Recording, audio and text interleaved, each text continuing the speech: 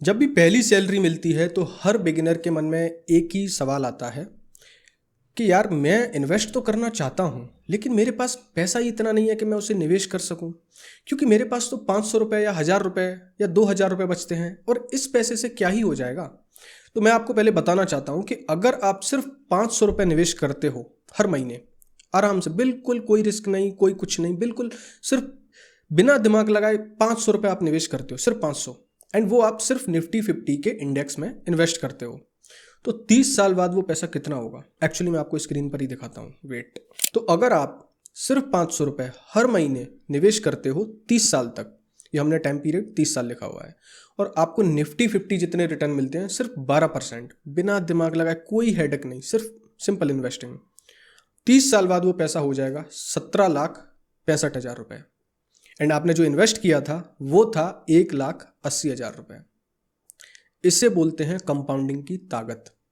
तो आप सिर्फ डिसीजन लेने से कतराते हो कि मुझे निवेश नहीं करना, क्यों? क्योंकि मेरे पास पैसा नहीं है। भाई 500 रुपये से 30 साल में वो भी 17.5 लाख रुपए से ऊपर हो गया, और आपको क्या चाहिए। एंड अगर आप इसी पैसे को फॉर एग्जाम्पल 1000 कर देते हो तो फिर आपका जो पैसा हो जाता है वो हो जाता है 35,30,000 रुपये। एंड आपने इन्वेस्ट किया है 3,60,000 रुपये। एंड फॉर एग्जाम्पल अगर आपके पास, आप बिल्कुल बहुत ही ज़्यादा मेहनती इंसान हो एंड आप अच्छे से सेव कर पाते हो, एंड आपने फॉर एग्जाम्पल 5,000 रुपये सेव कर लिए, अब 5,000 रुपये हर महीने बचा लेते हो एंड उसको आप इन्वेस्ट करते हो 30 साल तक, 12% रेट ऑफ रिटर्न, बिल्कुल निफ्टी 50 का रेट ऑफ रिटर्न है। तो 30 साल बाद वो पैसा हो जाएगा 1,76,00,000। ये है असली पावर कंपाउंडिंग की। अब आप एक चीज और इसमें नोटिस करिए कि हमने वो पैसा बढ़ाया नहीं है। मतलब आप सोच रहे हो अभी आप जॉब कर रहे हो, जॉब से लेके 30 साल तक सिर्फ और सिर्फ आप 5,000 रुपये निवेश करते हो, जबकि आपकी सैलरी बढ़ेगी, जॉब भी आप प्रमोशन लोगे, आप दूसरी कंपनी में काम करोगे तो वहां पर आपकी सैलरी भी बढ़ेगी, लेकिन सिर्फ आप 5,000 रुपये पूरी ईमानदारी के साथ हर महीने निवेश करते रहते हो 30 साल तक, तब भी आप 1 करोड़पति बनने तक का सफर बना सकते हो। एंड अगर आप इस 500 या 5,000 रुपये को इन्वेस्ट नहीं करते हो तो वो पैसे या तो आपके कपड़ों में चले जाएंगे, या किसी सब्सक्रिप्शन में चले जाएंगे, या फिर आप किसी के साथ मूवी देखने चले जाओगे। लेकिन फिर जब आप 30 साल बाद उसी पैसे को देखकर पछताओगे कि काश मैंने कुछ इन्वेस्ट कर लिया होता अपने फ्यूचर के लिए, क्योंकि 30 साल बाद आपको इस पैसे की सख्त जरूरत होगी। तो ये जो कंपाउंडिंग से पैसा बनता है, इसमें कोई लक काम नहीं करता, सिर्फ एक डिसीजन काम करता है कि आप पूरी शिद्दत से, ईमानदारी से हर महीने एक SIP के थ्रू पैसा निवेश करोगे। एंड इसी डिसीजन को आज बनाने के लिए मैं ये वीडियो बना रहा हूँ। इसमें हम एग्जैक्टली जानेंगे कि आपके पास, अगर आप बिल्कुल बिगिनर हो, आपको पहली जॉब में पहली सैलरी मिल रही है, तो आप अपना पैसा कहाँ निवेश कर सकते हो, आपके पास क्या क्या ऑप्शंस हैं, उनके प्रोज एंड कॉन्स क्या क्या हैं, एंड उनमें रिस्क कितना है। इन वीडियो के एंड में मैं आपको ये भी बताऊंगा कि आपके रिस्क एपिटाइट के हिसाब से आपके लिए कौन सा ऑप्शन परफेक्ट है। देखते रहिए। लेकिन उससे पहले, अगर आप मुझे इस चैनल पर पहली बार देख रहे हो तो मेरा नाम है पीयूष। इस चैनल के माध्यम से मैं आप लोगों के साथ अपनी फाइनेंशियल लर्निंग्स शेयर करता हूं। अगर आपको वीडियो अच्छा लगे तो प्लीज़ वीडियो को लाइक करिए एंड चैनल को सब्सक्राइब करिए। आपके एक सब्सक्राइब करने से मुझे ऐसी वीडियोस बनाने का काफ़ी मोटिवेशन मिलता है। तो मान लीजिए आपकी पहली जॉब है और पहली सैलरी है, एंड आपने घर पर पैसा भी भेज दिया, उसके बाद आपने खाने का भी देख लिया, उसके बाद आपने शॉपिंग भी कर ली, कपड़े भी ले लिए, एंड आपने मूवी भी देख ली। सब कुछ करने के बाद आपके पास फॉर एग्जाम्पल 5 से 7,000 रुपये बच जाते हैं।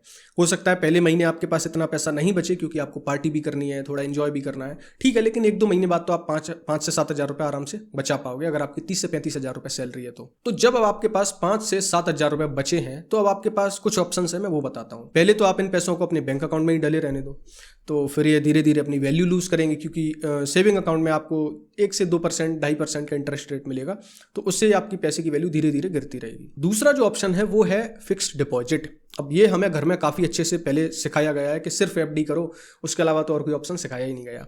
तो अगर आप इस पैसे को FD में रखते हो तो वहां पर आपको 6 से 7% इंटरेस्ट रेट मिलेगा। तो उसमें होगा क्या कि जब आप किसी FD में अपना पैसा निवेश करोगे तो वहां पर उस पैसे की वैल्यू 6 से 7% ऊपर जाएगी, एंड इतनी ही इन्फ्लेशन ऊपर जाएगी। तो एक्चुअल में आपका पैसा सिर्फ वैल्यू लूज नहीं करेगा, लेकिन वो कहीं ना कहीं उसकी वैल्यू उतनी ही रहेगी। तीसरा ऑप्शन जो काफी स्मार्ट ऑप्शन है, आप इस पैसे को कहीं निवेश करिए फ्यूचर के लिए। पहला ऑप्शन है एक्टिव फंड्स। अब ये क्या है? तो आपने म्यूचुअल फंड तो काफी सुना होगा, म्यूचुअल फंड सही है।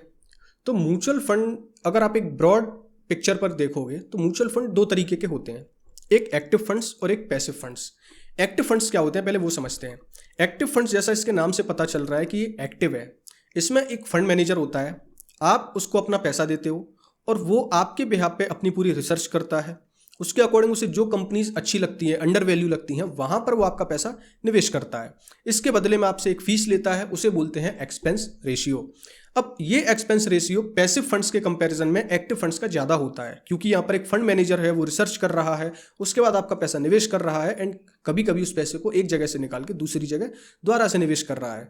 तो इसके लिए वो एक आपसे फीस चार्ज करते हैं। ये है पूरी एक्टिव फंड्स की कहानी। एंड एक्टिव फंड में आप बैंक्स के जरिए भी जाके इन्वेस्ट कर सकते हो, या अगर आपका कहीं डीमेट अकाउंट है लाइक जरोदा है, एंजल वन है या ग्रो है, तो आप वहां से भी घर बैठे आराम से इसमें निवेश कर सकते हो। अगर इसके प्रोस की बात की जाए तो इसमें एक फंड मैनेजर होता है, उसका मेन काम ये है कि जो मार्केट है उससे बेहतर रिटर्न जनरेट करना, लाइक निफ्टी 50 है, इस इंडेक्स को बीट करना। तो इस वजह से इसमें जो आपके रिटर्न्स हैं वो मिलने के चांसेस थोड़े से ज्यादा होते हैं कि इसमें पैसिव फंड्स के कंपैरिजन में आपको अच्छे रिटर्न्स मिलेंगे। इसमें आपको वैरायटी काफी सारी मिल जाती है, like large cap, mid cap, small cap, flexi cap, tax saver. तो क्योंकि ये एक्टिवली मैनेज फंड है तो इसको किसी भी तरीके से मॉडिफाई किया जा सकता है, इसलिए इसमें वैरायटी आपको काफी ज्यादा मिल जाती है। इसके कॉन्स क्या क्या हैं? तो इसका मेन कॉन ये है कि इसमें आपको एक्सपेंस रेशियो काफी ज्यादा देना होता है पैसिव फंड्स के कंपैरिजन में। एंड ये एक्सपेंस रेशियो आप ऐसे समझ के चलो कि आप जितना भी पैसा निवेश करोगे उसमें से 1 से 2% हर साल पैसा जो है कमीशन की तरह जाएगा, यानी कि ये जो फीस है ये म्यूचुअल फंड जो फंड हाउस है उसके पास जाएगी। एंड ये फीस वो आपसे अलग से चार्ज नहीं करते हैं, ये फीस आप जब भी पैसा निवेश करते हो उसमें से ही काट कर अपने यहाँ पर रख ली जाती है। दूसरा जो कौन है वो काफी ज्यादा इंपॉर्टेंट है। डेटा ये कहता है कि जो एक्टिव फंड्स होते हैं वो 10 से ज्यादा सालों में, यानी 10 से 12 सालों में ये 60 से 70% जो फंड होते हैं एक्टिव फंड्स, ये पैसिव फंड्स को भी बीट नहीं कर पाते। यानी कि अगर पैसिव फंड्स में रिटर्न बने 12%, तो 10 से ज्यादा सालों में जब आप इनमें निवेश करते हो तो इनके रिटर्न्स पैसिव फंड से भी कम होते हैं, यानी कि 9% या 8% तक आ जाते हैं। लेकिन याद रहे ये सब पर अप्लाई नहीं होता, ये पूरे फंड्स में से 60 से जो 70% फंड्स होते हैं, जो एक्टिव फंड्स होते हैं, मैं उनकी बात कर रहा हूं। अब इसमें रिस्क की अगर बात की जाए तो इसमें रिस्क मीडियम से थोड़ा सा हाई होता है, क्योंकि इसमें पूरा जो पैसा होता है वो फंड मैनेजर के हाथ में होता है। उसके एक गलत कॉल की वजह से आपके रिटर्न्स नेगेटिव आ सकते हैं। सेकंड ऑप्शन है इंडेक्स फंड्स। अब ये क्या होता है? जैसा मैंने अभी आपको पहले बताया कि 2 तरीके के फंड होते हैं, एक एक्टिव फंड्स, एक पैसिव फंड्स। तो एक्टिव फंड आपने समझ लिया, अब पैसिव फंड्स को समझते हैं। तो पैसिव फंड्स में फंड मैनेजर एक्टिवली काम नहीं कर रहा होता कि उसे रिसर्च करनी है, डेटा देखना है और स्टॉक्स खरीदने हैं।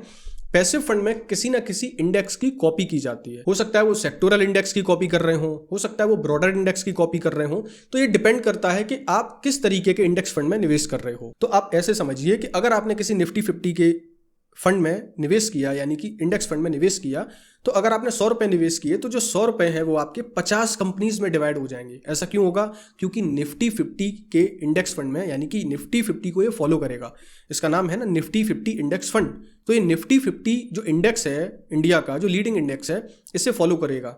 और इस इंडेक्स में टोटल 50 कंपनीज होती हैं। तो जैसे जैसे जिस वेटेज में जो कंपनीज हैं उतनी वेटेज में आपके 100 रुपए इसमें निवेश कर दिए जाएंगे। अब इसके प्रोस की अगर बात की जाए तो सबसे बड़ा इसमें प्रो निकल कर आता है कि इसमें आपका जो एक्सपेंस रेशियो है वो बहुत ज्यादा कम हो जाता है एक्टिव फंड्स के कंपैरिजन में। सेकंड फायदा इसका ये है कि इसमें आप किसी भी फंड मैनेजर के ऊपर डिपेंड नहीं हो जाते कि भाई वो फंड मैनेजर अच्छे से रिसर्च करेगा तो ही मुझे रिटर्न्स अच्छे मिलेंगे। इसमें सिंपल है कि अगर आप निफ्टी 50 के इंडेक्स फंड में निवेश कर रहे हो तो निफ्टी 50 अगर ऊपर जाएगा तो आपका पैसा भी ऊपर जाएगा। एंड तीसरा फायदा बिगिनर्स के लिए काफी अच्छा ऑप्शन है, क्योंकि इसमें आप सिर्फ एक निफ्टी 50 इंडेक्स के ऊपर रिलाय कर रहे हो, ना इसमें फंड मैनेजर इन्वॉल्व है, ना इसमें रिस्क ज्यादा इन्वॉल्व है, क्योंकि आप सिर्फ एक तरीके से इंडिया की ग्रोथ में पैसा लगा रहे हो। अगर इसके कॉन्स की बात की जाए तो इसमें सबसे बड़ा कॉन ये है कि आपके जो रिटर्न है वो निफ्टी 50 से ज्यादा कभी नहीं हो सकते अगर आप निफ्टी 50 के इंडेक्स फंड में निवेश कर रहे हो तो, क्योंकि इसका काम मार्केट को बीट करना नहीं है। इसका काम इतना है कि मैं मार्केट के साथ चलूं। लेकिन अगर आप एक्टिव फंड में निवेश करते हो तो वहां पर क्योंकि फंड मैनेजर एक्टिवली काम कर रहा है, वो खुद कंपनीज को जाके चेक कर रहा है, मतलब चेक नहीं कर रहा है लेकिन उनकी बैलेंस शीट देख रहा है, उसके रिसर्च पे वो पैसा लगा रहा है उस कंपनी में। लेकिन इसमें ऐसा नहीं है, तो इसकी वजह से जो इसके रिटर्न है वो निफ्टी 50 को कभी बीट नहीं कर पाएंगे। आपको निफ्टी 50 के बराबर ही इसमें रिटर्न्स मिलेंगे। अगर इसमें रिस्क की बात की जाए तो इसमें रिस्क काफी ज्यादा कम हो जाता है एक्टिव फंड्स के कंपैरिजन में। एंड वैसे भी अगर आप जब भी इक्विटी मार्केट में निवेश करने जाते हो तो सबसे पहला जो बेस्ट ऑप्शन निकल कर आता है वो यही निकल कर आता है, क्योंकि इसमें एक तो रिस्क काफी कम हो जाता है एंड दूसरी चीज इसमें आप काफी ज्यादा लो कॉस्ट पे इक्विटी में इन्वेस्ट कर पा रहे हो। तीसरा ऑप्शन निकल कर आता है इंडेक्स ETF। अब ये क्या है? ये एक तरीके से जो अभी हमने पैसिव फंड समझे उसी तरीके का ये प्रोडक्ट है। इसमें फ़र्क ये है कि इसका नाम है ETF, एक्सचेंज ट्रेडेड फंड्स। ये एक्सचेंज पर ट्रेड होता है, एक तरीके से ये फंड ही है। आप ऐसा मान के चलो, एक इंडेक्स फंड है निफ्टी 50 का, मैं एग्जांपल देके समझा रहा हूँ आपको। तो एक इंडेक्स फंड है निफ्टी 50 का, अब ये एक्सचेंज पर ट्रेड हो रहा है। मतलब जब आप इंडेक्स फंड में निवेश करने जाओगे, यानी कि म्यूचुअल फंड के थ्रू आप निवेश करने जाओगे, तो आप डीमैट अकाउंट से निवेश कर सकते हो, लेकिन वहां पर आपको क्लोजिंग एनएवी मिलती है। यानी कि आप पहले पैसा आपके अकाउंट से कटेगा, तो एक दिन बाद वो पैसा जाके निवेश होगा। यानी कि आपने पैसा दिया, फॉर एग्जांपल आपने निफ्टी 50 के लिए पैसा दिया कि इंडेक्स फंड में आप निवेश कर रहे हो, आपके अकाउंट से वो पैसा आज कटेगा, फिर क्लोजिंग एनएवी जो कल की होगी उसमें आपका पैसा निवेश कर दिया जाएगा। यानी कि वो पैसा आपका कल तक वो सारी कंपनीज में पैसा निवेश करेंगे। ETF में क्या है? ETF में पैसा निवेश यहाँ पे भी हो रहा है सेम इसी तरीके से, लेकिन इसे आप करंट मार्केट में करंट प्राइस पर अपने डीमैट अकाउंट के थ्रू शेयर की तरह बाय कर सकते हो। ये इसका काफी अच्छा फीचर है कि इसमें आपको ट्रांसपेरेंसी काफी अच्छे से मिलती है एंड आप गिरते हुए मार्केट का लाइव मार्केट में फायदा ले सकते हो। फॉर एग्जांपल मार्केट गिरा 5%, अब जब आप म्यूचुअल फंड में यानी कि इंडेक्स फंड में निवेश करोगे तो वो कल की क्लोजिंग एनएवी मिलेगी। अब हो सकता है कल मार्केट ओपन ही ऊपर हो जाए, तो मार्केट 2% ऊपर आ गया तो अब आपको 3% डाउनफॉल का ही एक्स्ट्रा बेनिफिट मिलेगा।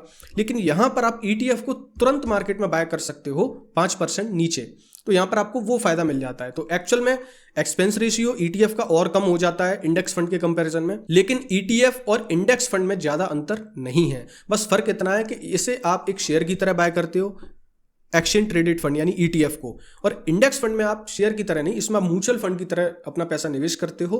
यानी कि आपका पैसा कटेगा, फिर अगले दिन वो जाके निवेश हो जाएगा। तो अगर ETF के प्रोज की बात की जाए तो सबसे पहला प्रोज इसका ये निकल कर आता है कि इसका एक्सपेंस रेशियो इंडेक्स फंड से भी कम हो जाता है। एंड जो दूसरा इसका फायदा है वो ये है कि इसे आप लाइव मार्केट में, गिरते हुए मार्केट में भी इसमें पैसा अपना निवेश कर सकते हो, बिल्कुल ट्रांसपेरेंसी के साथ। लेकिन अगर बिगिनर्स के पर्सपेक्टिव से बात की जाए तो ये उनको थोड़ा सा कंफ्यूजिंग लग सकता है, इनको समझ में अभी नहीं आएगा। तो बिगिनर्स के लिए इंडेक्स फंड ही बेहतर है, लेकिन अगर आपको थोड़ी भी मार्केट की नॉलेज है तो फिर आप, मुझे लगता है आप इंडेक्स फंड की बजाय हमेशा आप ETF को चूज करोगे, क्योंकि इसमें आपको फ्लेक्सिबिलिटी काफी ज्यादा मिलती है। एंड अगर इसमें रिस्क की बात की जाए तो इसमें भी रिस्क जो है वो इंडेक्स फंड के बराबर ही है। तो इसमें रिस्क लो से मीडियम रिस्क होती है, काफी ज्यादा लो रिस्क होता है, लेकिन इसमें थोड़ा सा आपको मैनेज करना पड़ता है खुद से, क्योंकि इसमें आप SIP क्रिएट नहीं कर सकते। कुछ ऑप्शंस हैं जो ब्रोकर आपको प्रोवाइड करवा रहे हैं, लेकिन वो इंडेक्स फंड की तरह एक स्मूथ प्रोसेस नहीं है उसकी, बस यही है। चौथा जो ऑप्शन है वो है गोल्ड। अब गोल्ड तो आप सब जानते ही हो, सोना, हमारे घर वाले पहले से इसमें ज़्यादा निवेश करते हैं।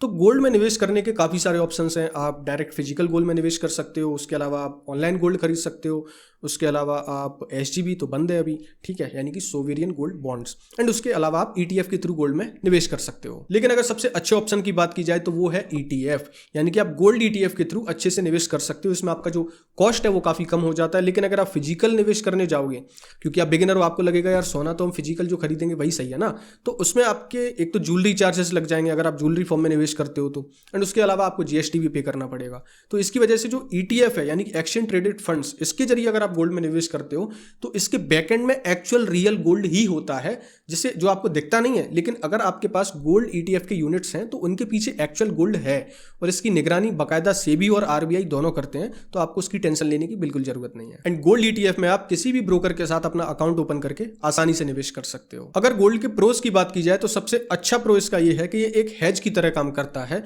यानी कि इन्फ्लेशन अगर बढ़ रही है तो इसमें अगर आपका पैसा निवेश है तो ये भी बढ़ता रहता है, तो इन्फ्लेशन से ज़्यादा रिटर्न्स आपको दे देता है। यानी कि इन्फ्लेशन में जो पैसा वैल्यू होता है वो 6 से 7% है, लेकिन गोल्ड आपको 10-11% तक रिटर्न दे देता है। जब भी आप गोल्ड में निवेश करते हो तो ये आपके पोर्टफोलियो को एक स्ट्रेंथ देता है, क्योंकि आपके पोर्टफोलियो में इक्विटी में भी आपने निवेश किया है। तो जब इक्विटी मार्केट यानी कि जो आप पैसा शेयर्स में निवेश कर रहे हो, म्यूचुअल फंड्स के जरिए, एक्टिव फंड्स के जरिए पैसा निवेश कर रहे हो, तो जब ये डाउन आते हैं तो फिर गोल्ड वहां पर आपके पोर्टफोलियो को एक स्ट्रेंथ देता है, क्योंकि गोल्ड इतना ज्यादा वॉलेटाइल नहीं होता जितना इक्विटी मार्केट होता है। अगर कॉन्स की बात की जाए तो सबसे इसमें बड़ा कॉन ये है कि जब आप गोल्ड में निवेश करते हो तो आपको काफी लंबे टाइम पीरियड तक गोल्ड बिल्कुल फ्लैट दिख सकता है कि भाई ना तो ज्यादा ऊपर जा रहा है और ना ज्यादा नीचे जा रहा है। तो आप इक्विटी मार्केट को बीट नहीं कर सकते, यानी कि इक्विटी से इसके रिटर्न्स हमेशा कम ही रहते हैं। ये डेटा कहता है, बाय द वे, मैं नहीं कह रहा, ये डेटा कहता है। पांचवा ऑप्शन है सिल्वर। अब सिल्वर काफ़ी अभी नया ज़्यादा फेमस हो रहा है, क्योंकि एक तो इसकी इंडस्ट्रियल डिमांड काफ़ी ज़्यादा बढ़ गई है, और दूसरा क्योंकि सिल्वर के ETF काफ़ी ज़्यादा मार्केट में आ गए हैं, तो उसकी वजह से ये काफ़ी ज़्यादा चर्चा के विषय में बना हुआ है। एक्चुअल में सिल्वर काफ़ी अच्छा ऑप्शन है, क्योंकि इसकी इंडस्ट्रियल डिमांड काफ़ी ज़्यादा बढ़ रही है, EVs में और सोलर पैनल्स में ये काफ़ी ज़्यादा यूज़ हो रहा है। एंड इसकी क्योंकि पहले से ही ज़्यादा डिमांड ज़्यादा थी और इसकी जो सप्लाई थी वो कम थी, एंड अब ये और ज़्यादा बढ़ती जा रही है, तो इसकी वजह से सिल्वर काफ़ी अच्छा ऑप्शन है। इसमें निवेश करने के ऑप्शंस अगर आपके पास देखा जाए तो आप फिजिकल सिल्वर में निवेश कर सकते हो, उसके अलावा आप ETF में निवेश कर सकते हो। एंड एक्चुअल में देखा जाए तो 2 ही ऑप्शन सही हैं, लेकिन फिजिकल में भी आप सिल्वर को ज्वेलरी फॉर्म में मत निवेश करना, क्योंकि वहाँ पर फिर अगेन आपको मेकिंग चार्जेस और GST देना पड़ेगा। उससे बेहतर है अगर आपको सिर्फ निवेश करना है, आपको सिर्फ उसके प्राइस का फायदा लेना है, उसके रिटर्न्स का फायदा लेना है, तो आपके लिए ETF एक काफ़ी अच्छा ऑप्शन होगा सिल्वर में निवेश करने का। अगर प्रोज की बात की जाए तो इसमें प्रोज यही है कि इसकी इंडस्ट्रियल डिमांड काफ़ी ज़्यादा बढ़ रही है, एंड आप आसानी से इसमें ETF के जरिए निवेश कर सकते हो। दूसरा, आप क्योंकि ये गोल्ड से काफ़ी ज़्यादा सस्ता है, तो आप इसे कम पैसों में ज़्यादा खरीद सकते हो। एंड तीसरा, क्योंकि इसकी इंडस्ट्रियल डिमांड काफ़ी ज़्यादा बढ़ रही है, तो इसमें ग्रोथ के चांसेस काफ़ी ज़्यादा नजर आते हैं अभी। एंड अगर इसमें रिस्क की बात की जाए तो इसमें ज़्यादा रिस्क नहीं है, लेकिन बिगिनर्स के लिए अब इसमें इन्वेस्ट करना काफ़ी नया हो सकता है, एंड ये गोल्ड के कंपैरिजन में काफ़ी ज़्यादा वॉलेटाइल होता है, इसलिए थोड़ा एक्सपीरियंस के बाद इसके बारे में सोचना बेहतर होगा। तो अब हमने सारे ऑप्शंस जान लिए, समझ लिए कि हमारे पास कितने ऑप्शंस हैं। इसके अलावा भी और ऑप्शंस हैं, लेकिन मैंने बिगिनर्स की वजह से इसमें वही ऑप्शन डिस्कस किए हैं जो बिगिनर्स के लिए बिल्कुल इजी अवेलेबल हो और उन्हें वो आसानी से समझ आ सके। तो अब समझते हैं कि किसके लिए कौन सा ऑप्शन बेस्ट है आपके रिस्क एपिटाइट के हिसाब से। इसके लिए मैं परसेंट वाइज एलोकेशन समझाऊंगा आपको, आप अपने पैसे को परसेंट वाइज एलोकेट कर सकते हो। सबसे पहले बात करते हैं लो रिस्क वालों के लिए। तो अगर आप बिल्कुल लो रिस्क लेना चाहते हो, आपको ज़्यादा रिस्क नहीं चाहिए कि भाई पैसा धीरे धीरे बढ़े लेकिन माइनस में ज़्यादा ना जाए, तो फिर आपको अपना 60% पैसा निवेश करना चाहिए इंडेक्स फंड में, निफ्टी 50 के इंडेक्स फंड में, जहां पर आपका रिस्क काफ़ी ज़्यादा कम हो जाता है, आप काफ़ी लो कॉस्ट पे निवेश कर रहे हो। सेकंड, आपको इसमें जो एक्टिव फंड है उनका रिस्क नहीं है। एंड दूसरा, जो गोल्ड में निवेश किया है ये आपके पोर्टफोलियो को एक हैज देगा, यानी कि आपके पोर्टफोलियो को एक स्ट्रेंथ देगा इक्विटी के कंपैरिजन में। तो इन 2 जगह आप अपना पैसा आराम से निवेश कर सकते हो। एंड आपको अवॉइड क्या करना है, आपको FD अवॉइड करनी है, क्योंकि वहां पर आपके पैसे को कोई भी रिटर्न्स नहीं मिल रहे। दूसरा, आपको कोई भी एक्टिव फंड में निवेश नहीं करना है, क्योंकि वहां पर आपका कॉस्ट भी बढ़ जाएगा। और दूसरी चीज, आप एक फंड मैनेजर के ऊपर रिलाय कर रहे हो। तो एक्टिव फंड में आपको जब निवेश करना चाहिए जब आपको मार्केट का थोड़ा बहुत नॉलेज हो और आपका रिस्क एपिटाइट हाई हो। अब मीडियम रिस्क वालों के लिए समझते हैं।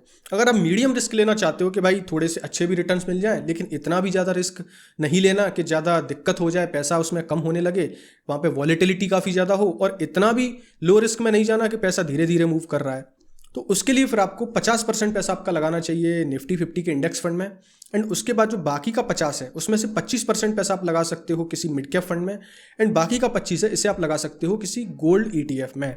अब यहाँ पे आपकी सारी चीज़ें कवर हो गई। आपको इंडेक्स फंड से स्टेबिलिटी काफ़ी ज़्यादा मिलेगी, गोल्ड आपके पोर्टफोलियो को स्ट्रेंथ देगा, एंड जो 25% पैसा आपका मिड कैप कंपनीज में लगेगा, यानी कि जब आप मिड कैप फंड में किसी में निवेश करोगे तो आपका पैसा मिड कैप कंपनीज में लगाया जाएगा, तो वहाँ पर आपको थोड़े से अच्छे रिटर्न्स भी मिलने की संभावना ज़्यादा हो जाती है, और वहाँ पर आपको मीडियम रिस्क ही मिलने वाली है। अब बात करते हैं कि आप बिल्कुल रिस्क लेने के लिए तैयार हो, आपको रिस्क की इतनी ज़्यादा दिक्कत नहीं है, लेकिन रिटर्न्स आपको बहुत ज़्यादा हाई चाहिए, तो वहाँ पर फिर आपके लिए ऑप्शंस निकल कर आते हैं कि आप अपना पैसा 40% पैसा आप निवेश करिए इंडेक्स फंड में निफ्टी 50 के, एंड उसके बाद जो 60% पैसा बचता है उसमें आप 30% पैसा अपना निवेश कर सकते हो किसी फ्लेक्सी कैप फंड में, एंड उसके बाद 30% पैसा आप निवेश कर सकते हो किसी स्मॉल कैप फंड में।